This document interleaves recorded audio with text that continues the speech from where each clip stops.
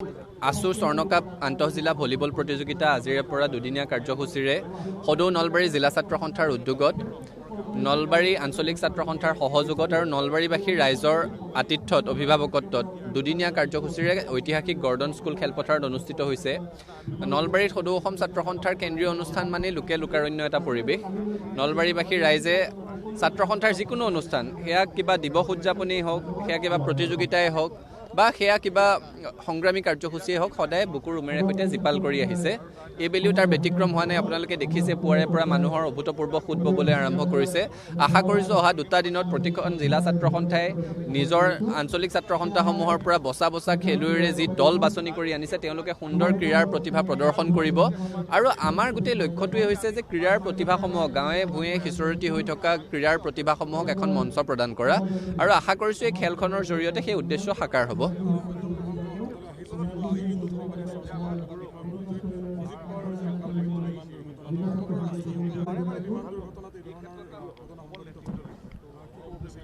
অজিত পাৱাৰ ডাঙৰীয়াৰ মৃত্যুত আমি গভীৰ শোক প্ৰকাশ কৰিছোঁ।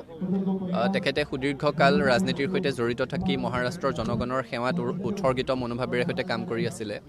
গতিকে তেনে এজন ব্যক্তিৰ এনে অকাল মৃত্যু, এনে অস্বাভাৱিক মৃত্যু কেতিয়াও কাম্য নহয়।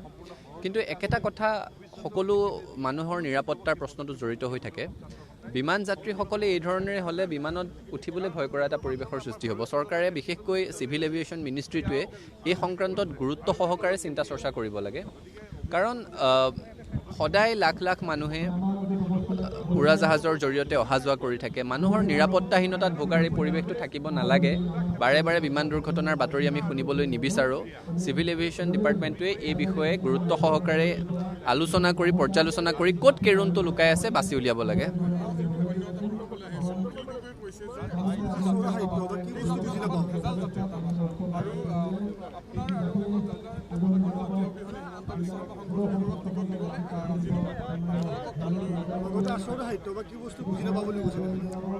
চাওক, প্ৰশ্নৰ উত্তৰ থাকে, কাৰোবাৰ মন্তব্যৰ প্ৰত্যুত্তৰ থাকে, কিন্তু প্ৰলাপ বা কৌতুকৰ কোনো উত্তৰ প্ৰত্যুত্তৰ নাথাকে।